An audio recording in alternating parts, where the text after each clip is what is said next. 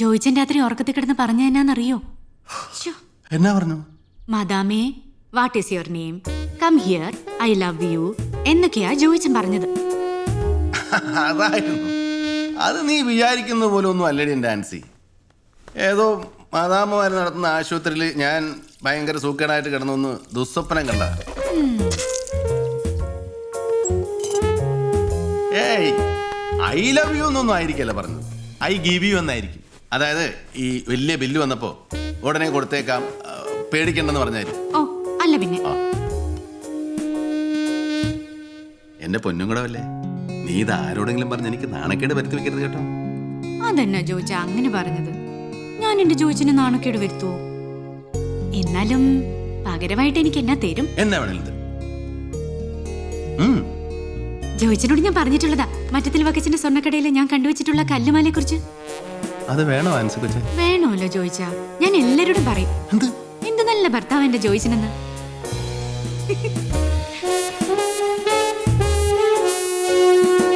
കൊട്ടാരം പോലുള്ള എത്ര ഇനം കാറുകളാ റോഡിൽ കൂടെ അങ്ങനെ തലങ്ങും വിലങ്ങും ഓടി നടക്കുന്നത്. ഈ പാട്ട തൂക്കി വിറ്റേം വെച്ച് പുതിയ കാർ ഒരെണ്ണം മേടിക്കണ്ട ജോയിച്ച. ഇതും തള്ളിക്കൊണ്ടിങ്ങനെ നടക്കുന്നത് ജോയിച്ചന്റെ നിലയ്ക്കും വിലയ്ക്കും ചേർന്നതല്ല. ഈ തറവാടിത്തോന്ന് പറഞ്ഞൊരു സാധനമുണ്ട്, അതൊന്നും വില കൊടുത്ത് വാങ്ങിക്കാൻ കിട്ടത്തില്ല. നിനക്കതൊന്നും പറഞ്ഞാൽ മനസ്സിലായി. എൻ്റെ ഇച്ചാച്ചൻ ആദ്യമായിട്ട് മേടിച്ച കാറാ, ഇപ്പോഴും ഒരു പോറൽ പോലും ഇല്ല. കൊല്ലം എത്രയുന്നാ, എന്നിട്ട് എന്നതാ എൻജിൻ നടക്കുന്നുണ്ടോന്ന് അറിയാൻ ചെവിയോർത്ത് നോക്കണം. ഇന്ന് വരെ ഒരു അനാവശ്യ ശബ്ദം ഈ എഞ്ചിനകത്ത് നിന്ന് കേട്ടിട്ടുണ്ടോ? ഇതിന്റെ വാലേ കെട്ടാൻ കൊള്ളത്തില്ല നീ പറയുന്ന കൊട്ടാരം പോലത്തെ കാറൊന്നും. എനക്കെന്നാടാ ഒരു ഞാൻ Today Chaco drop you. Chaco go drop. Papa's English, poor English. My English no grammar. അപ്പോൾ വൈകിട്ടോ പപ്പ? വൈകിട്ട് എങ്ങനെയാ വരുന്നേ? വൈകിട്ട് മോള് ബസ്സേ വന്നാൽ മതി. പിള്ളേർ ചെറുപ്പത്തിൽ എങ്ങനെ കാറേ മാത്രം കയറി പഠിക്കുന്നത്. വന്നട്ടെ.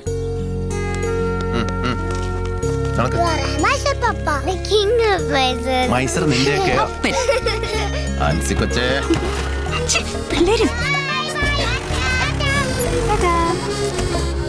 എന്നാ ഞാനും വേഗം റെഡി ആവട്ടെ, കടയിലോട്ട് പോകാനുള്ളതല്ലയോ.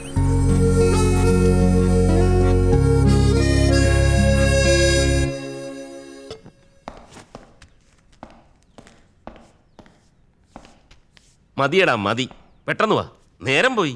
നീ പെണ്ണ് കാണാനൊന്നും പോവല്ലോ, കോടതിയിലോട്ട് തന്നെ അല്ലയോ പോകുന്നത്? അസൂയക്കും കഷണ്ടിക്കും മരുന്നില്ല എൻ്റെ ഇച്ചായോ. അറിയുന്നുണ്ട് ഞാൻ നിന്റെ ലീലാവിലാസങ്ങൾ. ബാ. ഇത് എവിടെ പോയി കിടക്കുന്നു? റെഡി ആയില്ലയോ ഇതുവരെ?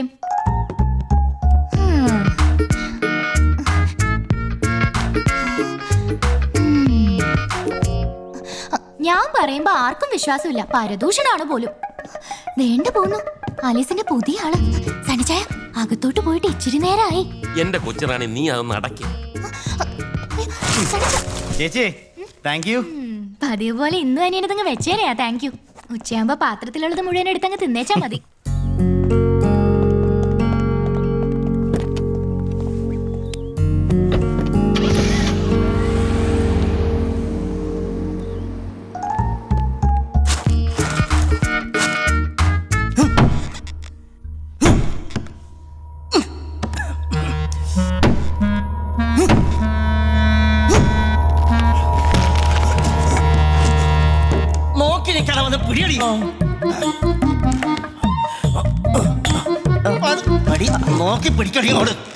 നല്ല ചേർച്ചയുണ്ടല്ലയോ ചേച്ചി?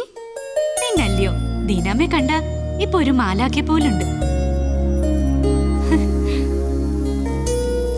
നല്ല ഭംഗിയുണ്ട്. ആകാശത്തിലെ പറവകളെ നോക്കുക, അവ വിതയ്ക്കുന്നില്ല, കൊയ്യുന്നില്ല, കളപ്പുരകളിൽ സൂക്ഷിച്ചു വെക്കുന്നുമില്ല എന്നാണല്ലോ വേദപുസ്തകത്തിൽ പറഞ്ഞിരിക്കുന്നത്. എന്നാ മനുഷ്യന്റെ ആഗ്രഹങ്ങൾ ഇങ്ങനെ മല പോലെ കൂടുന്നതല്ലാതോട്ട് കുറയുന്നില്ല.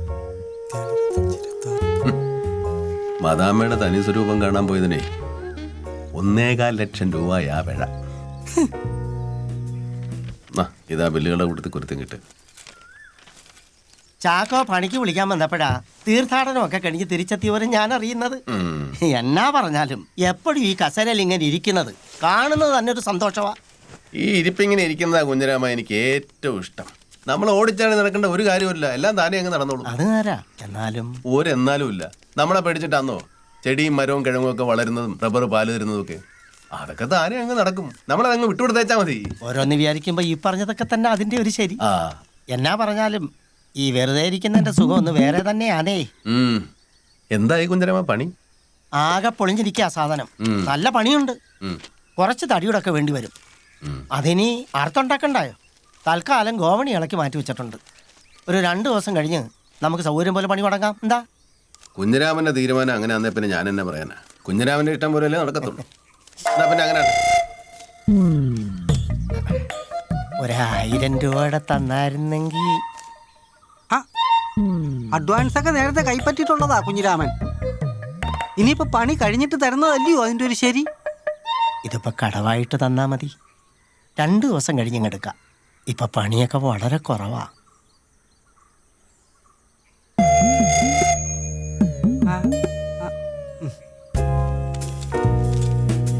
എന്നാ ഞങ്ങളങ്ങോട്ട് വാടി. പറഞ്ഞ ദിവസം തന്നെ പണം തിരിച്ചറിയാൻ മറക്കണ്ട കേട്ടോ കുഞ്ഞിരാമ. ആ ഓ.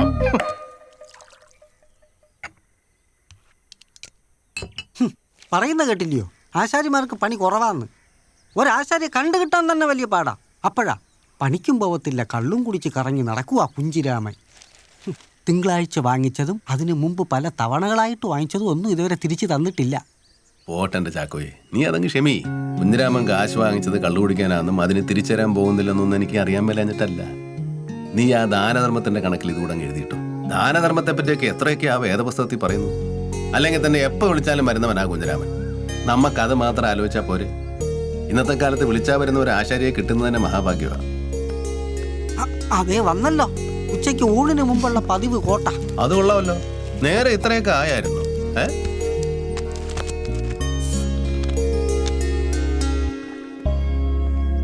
അതുകൊണ്ടാ സാമൂലെ ഞാൻ നിന്നോട് പറയുന്നത്, നീ ഇനി മേലി കുടിക്കരുതെന്ന്. നീ എല്ലാ ന്യായീകരണങ്ങൾ പറഞ്ഞാലും അത് കർത്താവിന് എതിരാ കുഞ്ഞെ. അപ്പോൾ നീ ചോദിക്കും, കർത്താവ് കുടിച്ചിട്ടില്ലേ അച്ചോന്ന്. അതാണല്ലോ നിന്റെ ഒരു രീതി. സത്യത്തിൽ നീ മദ്യത്തെ കുടിക്കുകയല്ലല്ലോ സാമൂലെ, മദ്യം നിന്നെ കുടിക്കുകയല്ലേ ചെയ്യുന്നത്. എന്നിട്ടോ നീ നാട്ടുകാരോട് വഴക്കുണ്ടാക്കുന്നു, അവരുടെ തല്ലുകൊള്ളുന്നു. ആ അരിശം തീർക്കാൻ നീ വീട്ടിൽ വന്ന് ഇവളെ തല്ലുന്നു, പിള്ളേരെ തല്ലുന്നു. മദ്യം സാമൂഹികവും കുടുംബപരവുമായൊരു തിന്മയാണെന്ന് നീ തിരിച്ചറിയണം. മനസ്സിലായോ സാമൂലെ? മനസ്സിലായച്ചു. എന്നാ നീ കർത്താവിന്റെ നാമത്തിൽ എന്നോട് സത്യം ചെയ്യോ, ഇനി നീ കുടിക്കില്ലെന്ന്.